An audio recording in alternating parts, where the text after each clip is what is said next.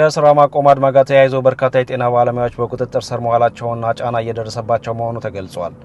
በተለያዩ የኢትዮጵያ አካባቢዎች የሚገኙ በርካታ የጤና ባለሙያዎችና የሕክምና ተማሪዎች ለ3 ቀን እየተካሄደ ባለው ከፊል የስራ ማቆም አድማ ጋር ተያይዞ የጤና ባለሙያዎች በቁጥጥር ስር መዋላቸውና ጫና እየደረሰባቸው መሆኑ ተነግሯል።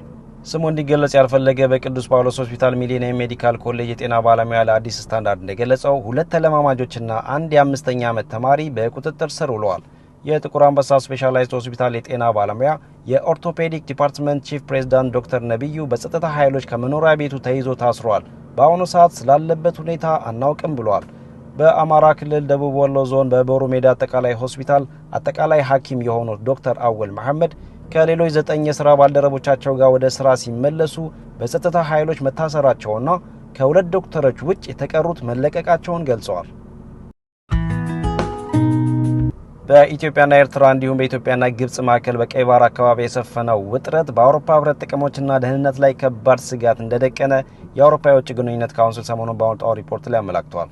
ካውንስሉ በዚህ ሪፖርቱ ውጥረቱ ወደ ሌሎች የአፍሪካ ቀንድ ክፍሎች እየተጋባ መሆኑንና ሶማሊያን ጨምሮ ቀጠናውን ወደ ባሰ አለመረጋጋት ሊከታት እንደሚችል ስጋቱን ገልጿል። አውሮፓ ህብረት በኢትዮጵያና ሶማሊያ መካከል የተደረሰውን የባህር በር ስምምነት በመደገፍ በኢትዮጵያና ጎረቤቶቿ መካከል ያለውን ውጥረት እንዲረግብ ጥረት እንዲያደርግና ሁለቱ ሀገራት የንግድ ኮሪደር እንዲገነቡ እንዲደግፍ ካውንስሉ መክሯል። ከዋዜማ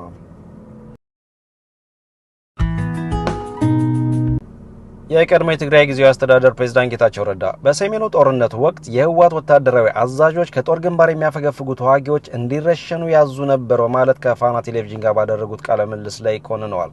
ጌታቸው በህወሓት ውስጥ የመሸጉ ግለሰቦችና የጸጥታ ኃይል አዛዦች ከግል ጥቅማቸው ውጭ ለህዝብ ከተውም አይቆረቆሩም ብለዋል። ከፋኖ ታጣቂዎችና ከኤርትራ ጋር የመስራት ፍላጎት ያላቸው ግለሰቦች አሉ ያሉት ጌታቸው ከኤርትራ መንግስት ጋር ግንባር ለመፍጠር የሚያስቡ ሰዎች ጤንነታቸው ያጠራጥረኛል በማለት ተሳልቀዋል። ጌታቸው የኤርትራ መንግስት ዓላማ የትግራይ ግዛት እንዲቆራረስና ህዝቡ እንዲበታተን ማድረግ ነው በማለት ከሰዋል። ምርጫ ቦርድ ህወሓትን ከፖለቲካ ፓርቲነት ሰርዟል። ቦርዱ ፓርቲውን የሰረዘው ፓርቲው ጠቅላላ ጉባኤ ለማካሄድ የቅድመ ዝግጅት ስራዎችን መጀመሩን እንዲያሳውቅና የቦርዱን ህግጋት ማክበሩን በተግባር እንዲያሳይ ባለፈው የካቲት 6 የተሰጠውን 90 ቀናት የጊዜ ገደብ መጠናቀቁን ተከትሎ ነው።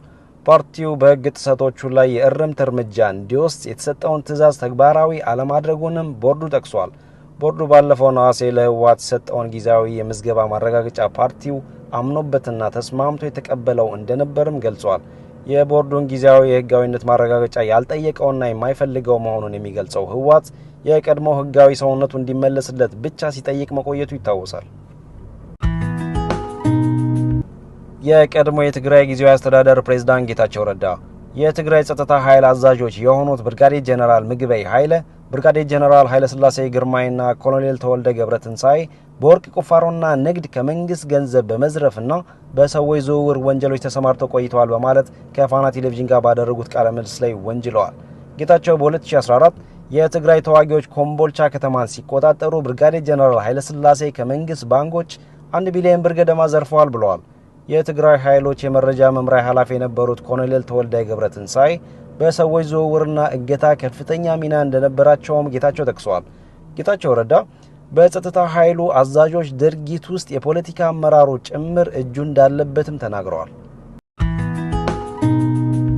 የታንዛኒያ ጸጥታ ኃይሎች በህገወጥ መንገድ ወደ ሀገሪቱ ገብተዋል ያሏቸውን 30 ኢትዮጵያውያን መያዛቸውን የሀገሪቱ የዜና ምንጮች ዘግበዋል። ኢትዮጵያውያኑ በሰው አዘዋዋሪዎች መሪነት ኪሊማንጃሮ ተራራ አካባቢ በሚገኝ የበቆሎ ማሳዎች ተሸሽገው እንደተገኙ ዘገባዎቹ ጠቅሷል። ኢትዮጵያውያኑ ወደ ደቡብ አፍሪካ በመጓዝ ላይ እንደነበሩና የታንዛኒያ ፖሊስ ፍርድ ቤት እንደሚያቀርባቸው መግለጹን ዘገባዎቹ አመላክተዋል።